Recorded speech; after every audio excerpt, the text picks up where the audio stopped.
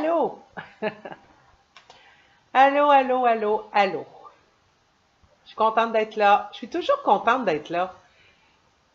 Je peux pas dire autre chose parce que c'est vrai. Je suis contente d'être là. Je suis contente de te retrouver.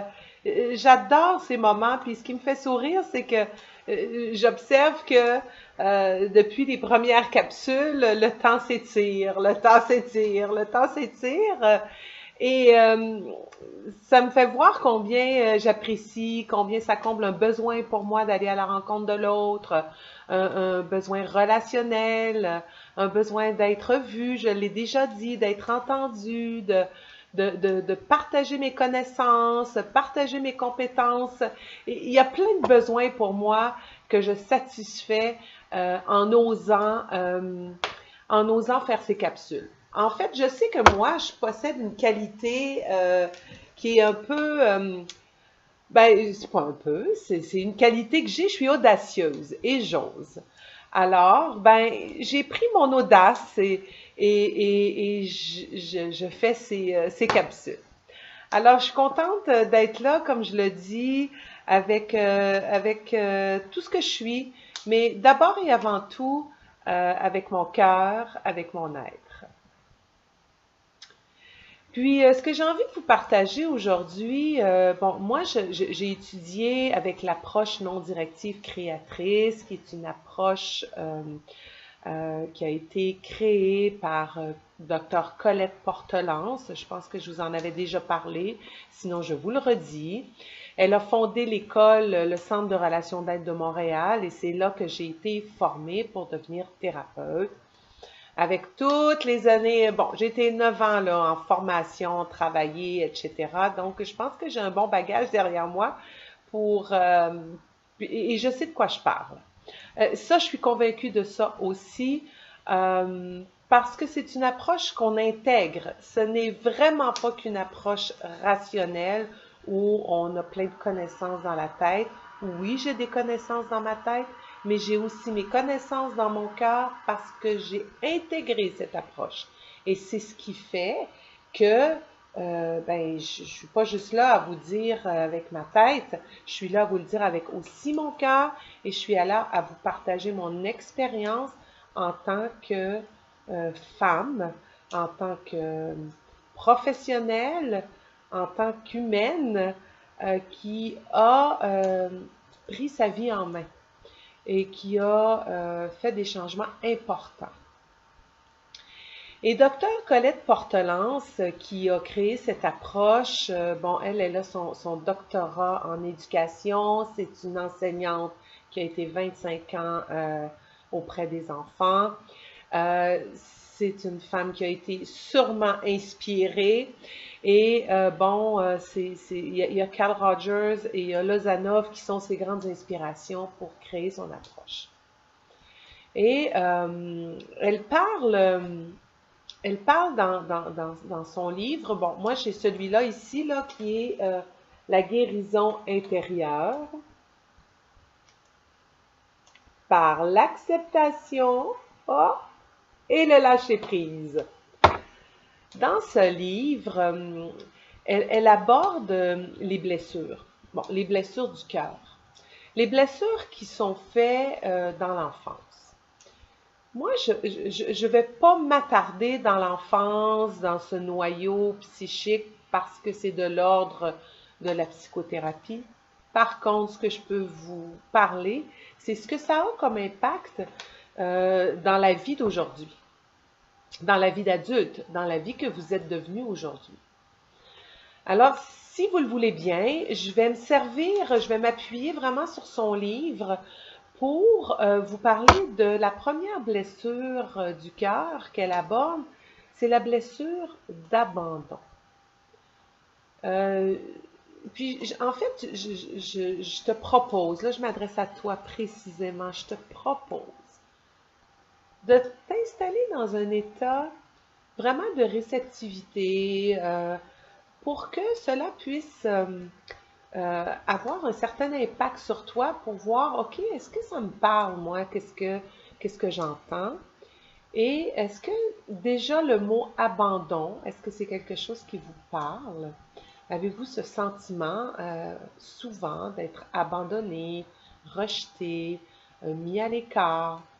Donc, la blessure d'abandon, elle a été créée dans l'enfance, bien sûr, et je vais vous dire qu'est-ce qui peut avoir créé cette blessure d'abandon. Il y a l'absence psychique ou physique prolongée d'un éducateur important, la séparation ou le divorce des parents, la maladie chronique ou la mortalité en bas âge de l'un des deux parents, la situation de chouchou, de mouton noir ou de bouc émissaire, le narcissisme du père ou de la mère, et je rajouterais, moi, l'hospitalisation en bas âge. Je le rajoute parce que moi, c'est mon expérience de vie. En très bas âge, une hospitalisation prolongée a créé chez moi cette blessure d'abandon. Alors, les caractéristiques de la personne adulte, là. La personne adulte qui porte la blessure d'abandon, on peut la nommer abandonnique aussi, mais c'est une étiquette selon moi.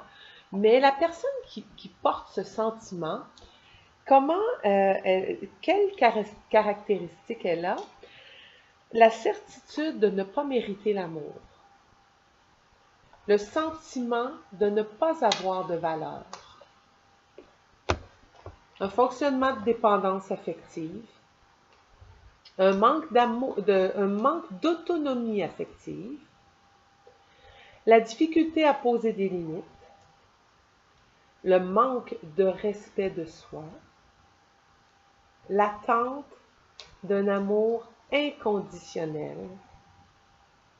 Le doute de l'amour de l'autre. La difficulté à recevoir les compliments, l'amour, et une insatisfaction permanente. Donc ça, c'est des caractéristiques de la personne qui a la blessure d'abandon.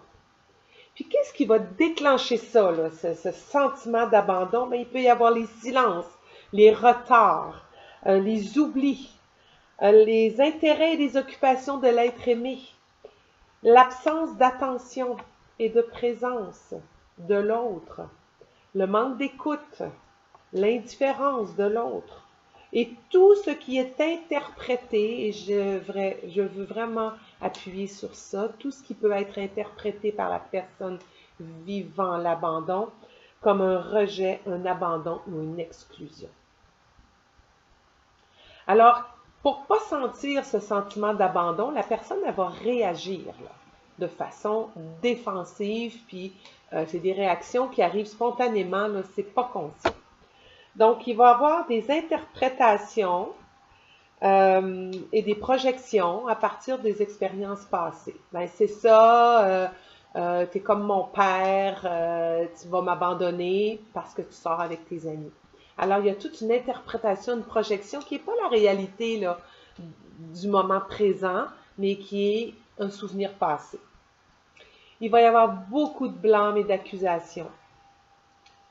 Contrôle, le contrôle, hein? On va contrôler l'autre, on va contrôler l'environnement pour ne pas sentir cet abandon, ce rejet. Les enquêtes, les investigations. Qu'est-ce que tu as fait, où tu étais, avec qui, pourquoi tu arrives tard, pourquoi tu ne m'as pas appelé. Ça va jusqu'au harcèlement. Ça va jusque-là, la personne qui souffre de l'abandon et qui ne peut pas concevoir la perte de l'autre. Ça peut aller jusqu'au harcèlement. L'envahissement du territoire de l'autre. J'ai tellement peur d'être abandonnée, j'ai tellement peur de te perdre que je t'envahis, je suis après toi, je te questionne. Ça peut devenir lourd pour l'autre personne. Il peut y avoir aussi l'indépendance farouche. Bon, j'ai pas besoin de lui, j'ai pas besoin d'elle, je ne l'appellerai pas, je vais voir si... Tout ça, c'est de l'indépendance farouche, de la fausse indépendance. Refouler ses émotions, nier ses besoins, bouder, fuir, rejeter soi-même et abandonner pour ne pas être abandonné. Donc, les principales émotions qui sont vécues par les personnes vivant et portant cette blessure d'abandon, C'est la grande insécurité. C'est une peur intense de perdre, une peur intense de déplaire l'autre. Si je déplais, je perds. La peur d'être rejeté constamment, d'être exclu, d'être abandonné. Et comment la personne qui vit cette souffrance d'abandon, cette peur, cette insécurité affective, peut prendre soin d'elle, parce que là, il y a quelque chose que la personne doit reprendre son pouvoir. Elle a besoin d'être sécurisée profondément. Elle a besoin d'être aimée telle qu'elle est, de sentir l'amour.